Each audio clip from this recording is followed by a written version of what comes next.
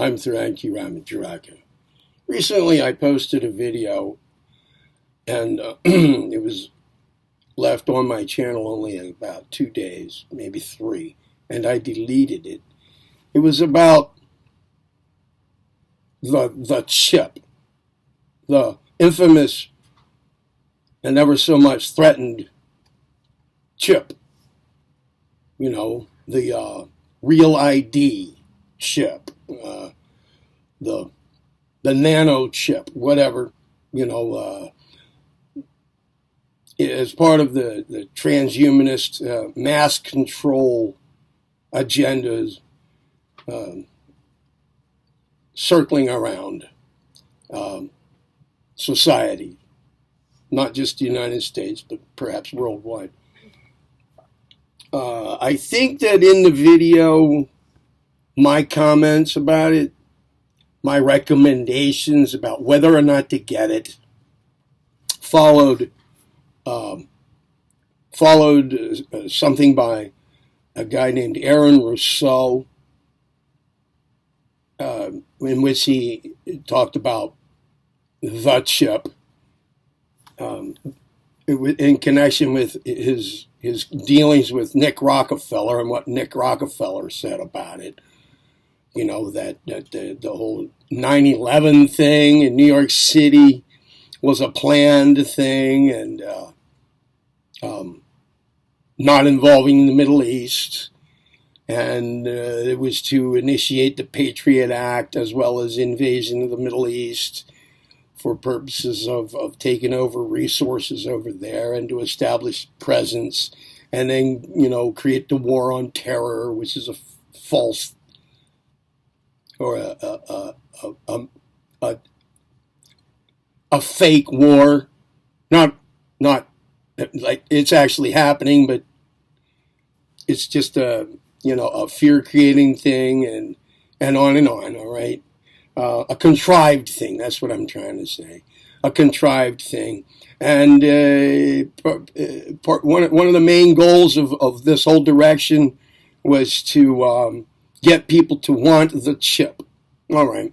And then that would be the means by which people could be under totalitarian control en masse as well as individually. And that way, if a person doesn't act right, well, then their chip could be just shut off remotely and the person would have no access to resources for survival. So, all right. That being my lead in here, my recommendations were, the video that I had made was about whether or not to get the chip. And I said, well, it's kind of up to you. I'm not going to tell you what to do. And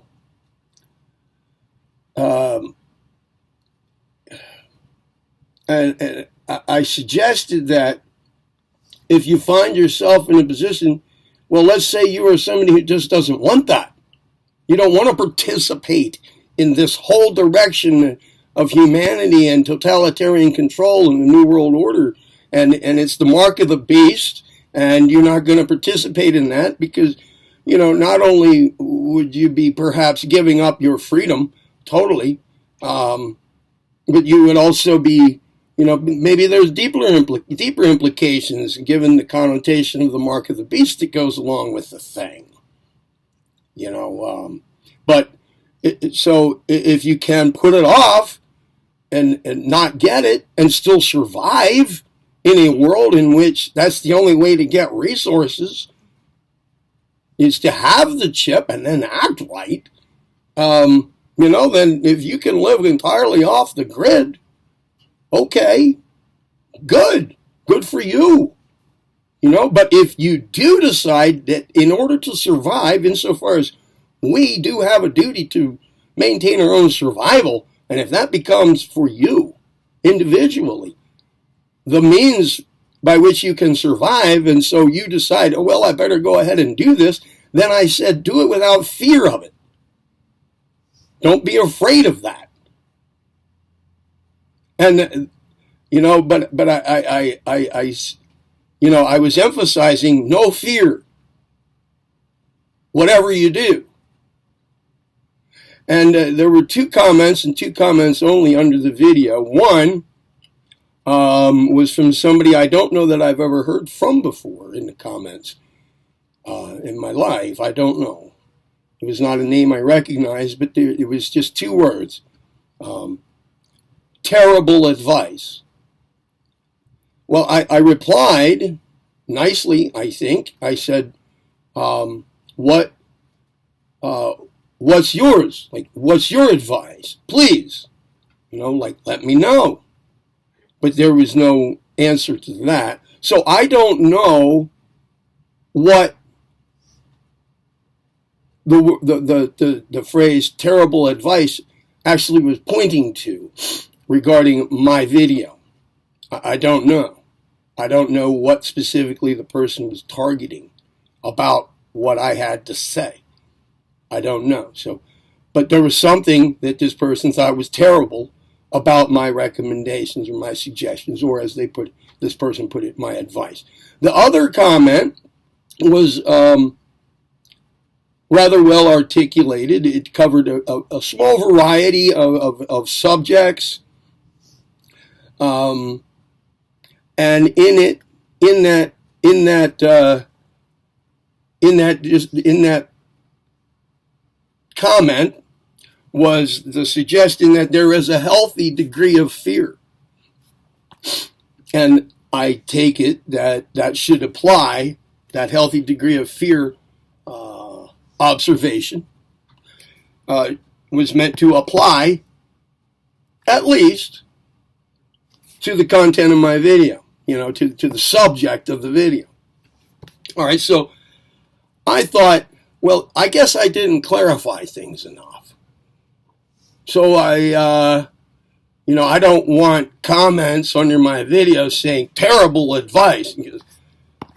Any new viewer who sees that, if that's the first video they see, they come to on my channel and they want to look at the comments first before even looking at the video, and they see that and they get influenced by that, they may never look at anything else on my channel ever again. So I deleted the video and I thought, all right, I have to redo this. So here, I'm just addressing this fear thing and the terrible advice thing. The person did not offer any better advice. The person who said terrible advice, and did not clarify what about my video they thought was terrible. So I'm not even sure how to address that. But it seemed like fair advice to me that I was giving. Look. I also promote the idea of live free or die elsewhere here in the channel. Well, I think that's easier said than done. I mean, I can walk around all day long in my normal affairs, within the normal parameters of the rigors of everyday life, and to pontificate that to myself and say it to others and mean it. If any such thing ever comes around, like that chip thing, I'm just, let them gun me down. Whatever, live free or die, man. Yeah. Oh, yeah. But if the real situation ever manifests, actualizes, becomes the real thing, affairs may work differently for me. I mean, how would one go about going ahead and just dying instead of living free? At what point does a person consider, well, I'm no longer free? Or at what point does a person say, well, I'm not going to participate in this satanic thing, in this beast thing? At what point does a person decide, okay, I'm just going to go ahead. Could you leave that light on, please? Allie? Thank you. You need to see my face here, I think. All right, so anyway, I've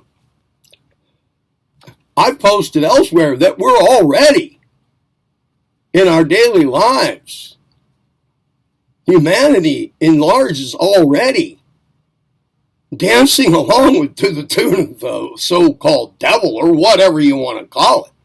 It's a one big black mass ritual going on anyway in life. So if you don't want to participate in such a thing, well, you probably already are. Anyway,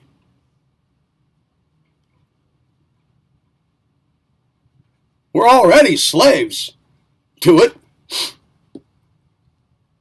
So if you don't want to participate in that, well, it's either participate in such a direction or die.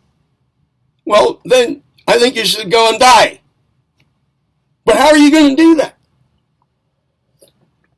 Let's just reduce that back down to what I was saying a minute ago. All right, let's say you know where that line gets crossed for you, and getting the chip is crossing that line. Okay, so you're not going to do it. All right, so now let's say this scenario is the actual thing, is the state of the actual world. All right, so now you don't have available resources. So what are you going to do? You're going to starve to death? You're going to go through that, really?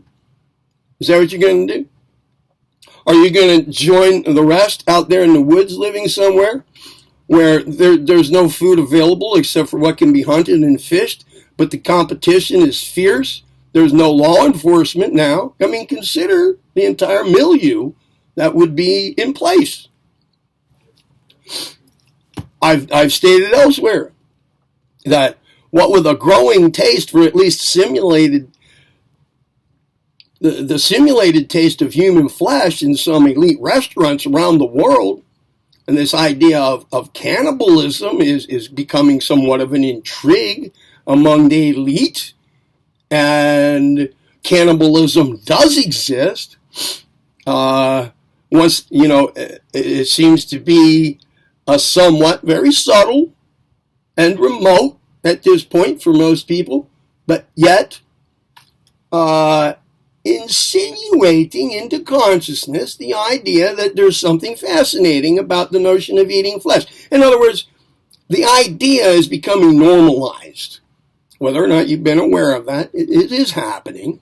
And so what if you find yourself in a position, due to your unwillingness to go along with this agenda of the beast, mark of the beast thing, you've decided, okay, to do that would be me crossing the line.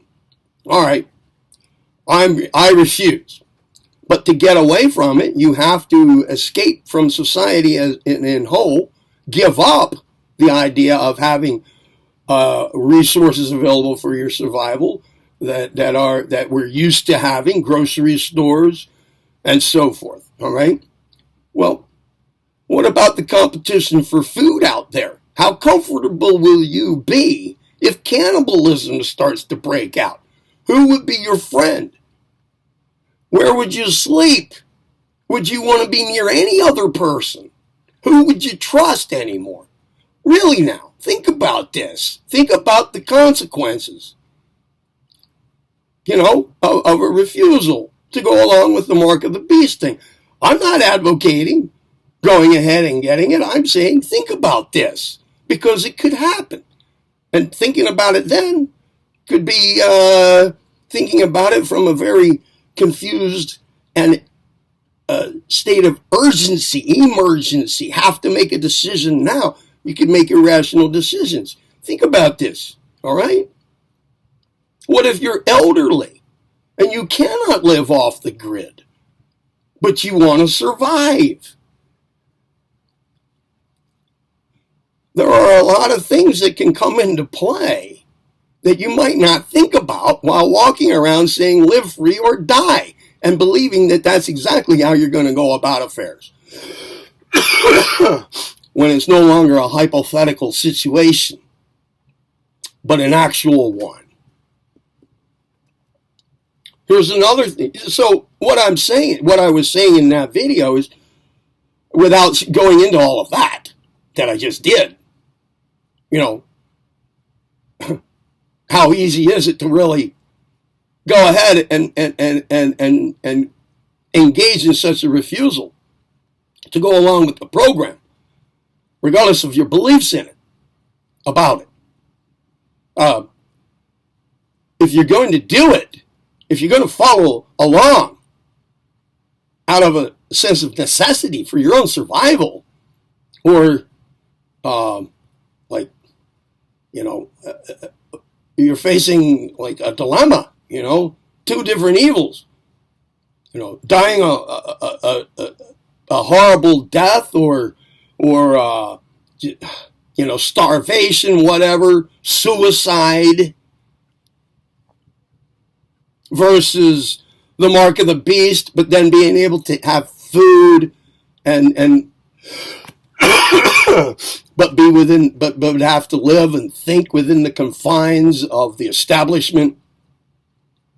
This is a choice among the lesser of two evils then. But make your decision fearlessly, and if you have to ingest the damn chip, don't be afraid of it. That's what I was saying, and I have a lot of reasons for saying that. I've just laid out some of them. Now, what about fear itself? Is there such a thing as a healthy degree of fear? Well, all right, then how are we going to define fear? I don't want to get into endless literary controversy over that. Excuse me. And abolishing all fear from one's consciousness is a mighty difficult thing to do. Yes.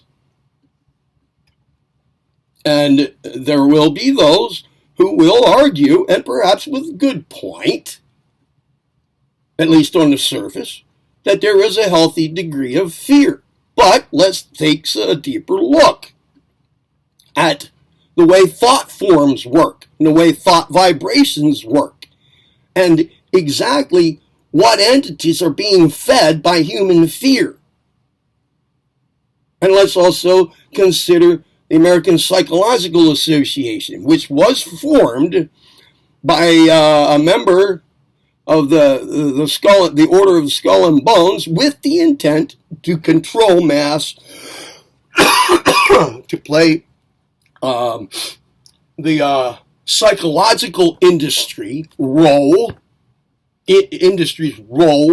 in mass consciousness control.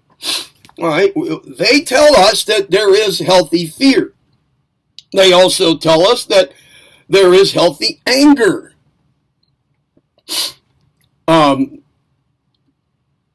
One reason I think that lies behind this, this telling us that, is they don't know exactly what to do about anger and fear. So they tell us, well, what you can do is, you can control how you express these things. It's the expression of them that can be bad. But no, it goes deeper than that. What are really the astral effects of these negative emotions, these low vibrational states? And can they be wiped out of your consciousness? I argue that they can. It just takes hard work. And I don't think that a psychotherapist is the right person to go to talk about doing that. Excuse me. I have congestion. All right. Now, let me use that as an example here. It just popped into my mind. Should I be afraid of it? My congestion. I've had pneumonia before. Should I be afraid that it could turn into pneumonia?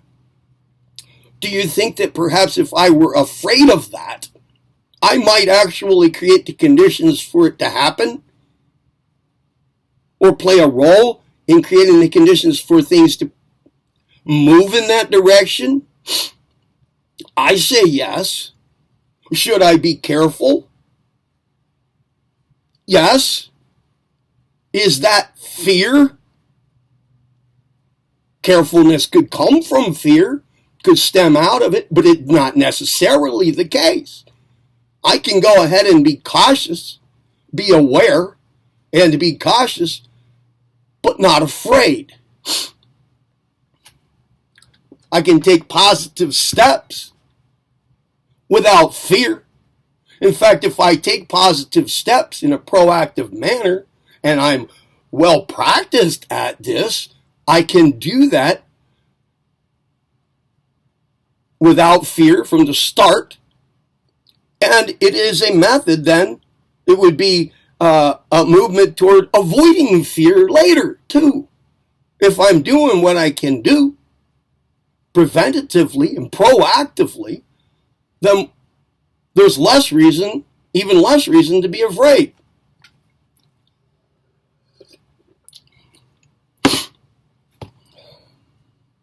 If we consider the participation in negative thought forms that have to do with fear, if we consider the fear agendas on the planet that keep us enslaved consciousness-wise, then suddenly perhaps the idea of healthy degrees of fear falls apart. And I suggest that it should fall apart. If we move toward true selfhood and establish that in our lives, there is no reason for fear. And maintaining the idea, I suggest, that there is a healthy degree of fear may get in the way of achieving that. If we listen to the psychological association people, that nothing can be done about getting rid of fear entirely, but you can learn to express it in a more healthy manner, and therefore the fear itself is okay. The only thing wrong is how it gets expressed. If it gets expressed in a destructive manner, in a negative manner. But I'm saying, yeah, well, you don't have to buy that bullshit. There's partial truth in that, but it's not the whole truth. That's what I'm saying here.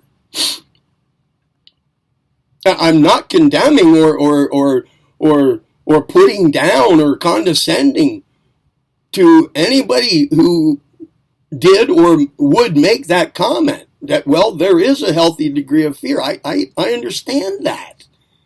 It is a common notion. It is a common belief, and it seems to be well grounded. We're taught that in schools. We're taught that as children.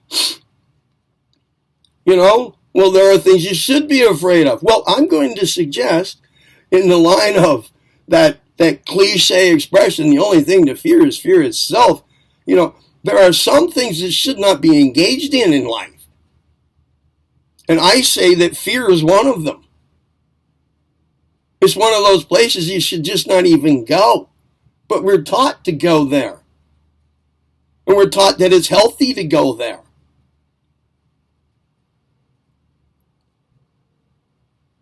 I'm suggesting here that not only is it an element of the new thought of the last century, but the newer thought of this one here on this channel, that on a road to self-mastery and personal evolvement toward true selfhood and beyond, fear has no place for many reasons. Many reasons. Let me give you a comparison here, an analogy. I have stated elsewhere, maybe I haven't posted it yet. Maybe it's one of my archived videos that I haven't posted yet, but it has to do with, I have a small series of videos on nourishment and nutrition, food and water. I don't think I posted this one yet, but it has to do with what about if you're faced with the necessity to eat less than optimal foods? Foods that may not be healthy, that are like junk food. What if you're in jail? What if you're incarcerated? What if you're institutionalized in some other way? What if you only have available, for whatever reason, some food or a small quantity of food choices that are of very low quality? What do? It's something you just don't normally eat because it's not good for you. In other words, that's what you believe about it, and perhaps it is the case. But what do? Do you starve to death, or do you eat? Now, you might hear again, in your everyday life, say to yourself and pronounce to other people, I will not eat such things. I don't care. I'll starve to death. That's what I'll do. That'll be my choice. But when it really comes down to the actual situation, is that the way you're really going to do things? You might not know the answer to that question right now. But here's my advice. If and when that does happen, does come about to be your actual state of affairs, you're probably going to decide to go ahead and eat. And if that is the decision you make, then don't be afraid of what you eat. What good will fearing your food do? So you're aware of the food. You're aware of what it does. You're aware of how it works. You're aware of the prana that comes with it, the vril that comes with it, or the lack thereof. You're aware of your metabolism, your assimilation, metabolism, and elimination of food products. You're aware, okay, and you're careful, all right? But if you're going to have to eat something that you would just rather not, because of its bad health and maybe bad karma, whatever you want to call it, maybe it's the product of cannibalism or murder. How much of that stuff do you already eat? You eat slaughtered stuff if you eat meat. At what point is that line going to get crossed? Do you now and then have a candy bar? So, all right, so let's say you eat 100% healthy stuff, and now you're faced with a situation where you have to eat less than optimal foods. Don't be afraid of it. What good do you get all the levels at which the fear of the food that you're eating is harmful to you? The results of that can be worse, more destructive to you than the food itself, no matter what it is. I'm just saying the same thing about this other subject.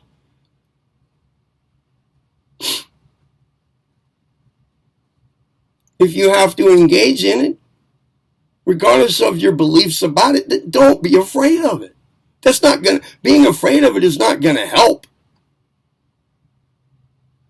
That was the point of my video. Now, how that is terrible advice, I have no idea. And the idea of healthy fear, while commonly accepted as true, I'm saying that for the purposes of the main thrust of this channel, that notion is destructive. And I'm still saying it. I said it then. I was pointing in that direction in the former video. And now I'm saying it outrightly, and I hope I've clarified that. This is not a contradiction with the comment that was made. It's a clarification over what I was really getting at. I just didn't want to make it a long and involved video, but I think it was necessary to do that.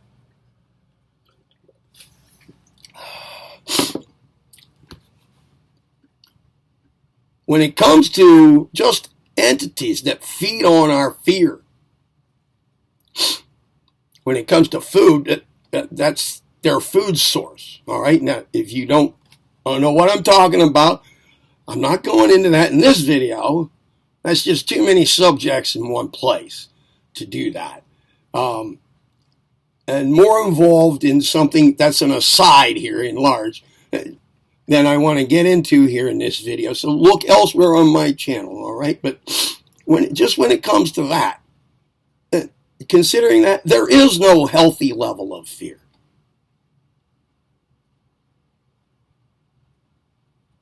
The notion of a healthy level of fear while having the possibility of being a psychologically valid statement. It's not healthy anymore when we raise it to this level. It's something that movement toward true selfhood can wipe out of your life. The fear thing, all right? It's not necessary. It's difficult to deal with. Yes, I know that. But that is no reason to accept it as being, to some extent, healthy. In the same manner that eating unhealthy foods is to some extent healthy, it's still not healthy food. But you don't have to be afraid of it. That would just make it worse if you were. Eat with confidence. Calm confidence. That would at least help absorb what little bit of vril or prana or life force there is in that garbage food from it, you know. Fear will get in the way of that. Yeah, so be careful, be cautious, be aware, stay away from. But if necessary, then go ahead and do it without fear. Fear is one thing to strive to stay away from entirely.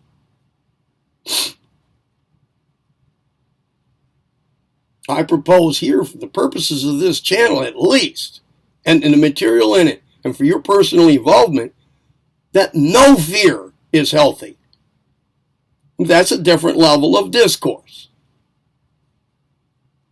than that at which there may be some truth to there is a healthy level of fear.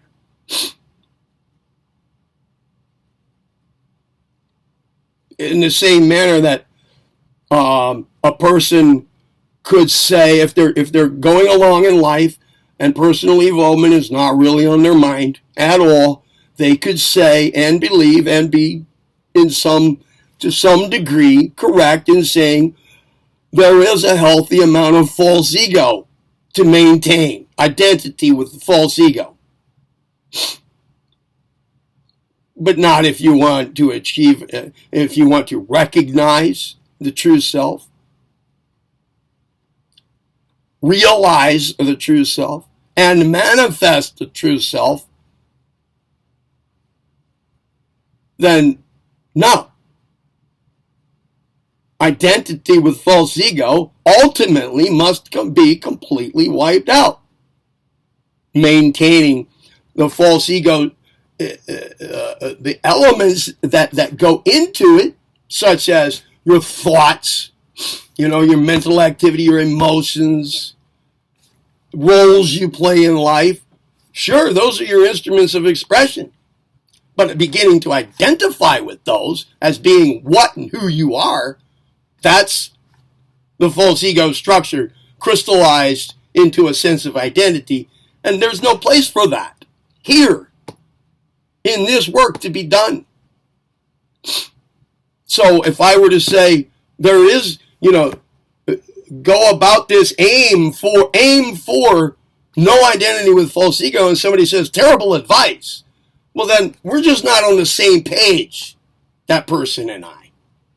And if somebody were to say, well, there is a healthy level of identity with false ego, then okay, but that's not what I'm talking about here. That's a different page. That's a different level of discourse. That it's not part of this here.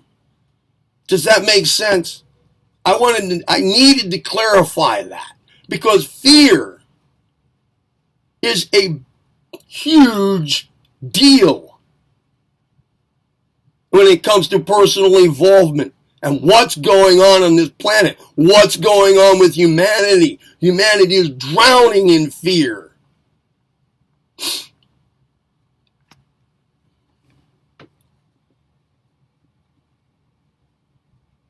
It's an addiction, in a sense. in which, if one wants to move into, personally evolve, it must be avoided, just abstained from. But that's a very difficult thing to do. Yes, I know that. That's another reason why it's a big deal to talk about. We live in an atmosphere. Let's not accept it as having some healthy aspect. We might have to talk ourselves into that if we believe that there's nothing that can be done about it, or that it's a necessary part of life. But I argue that it's not.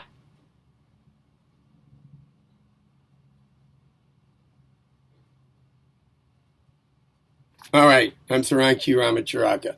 Be well.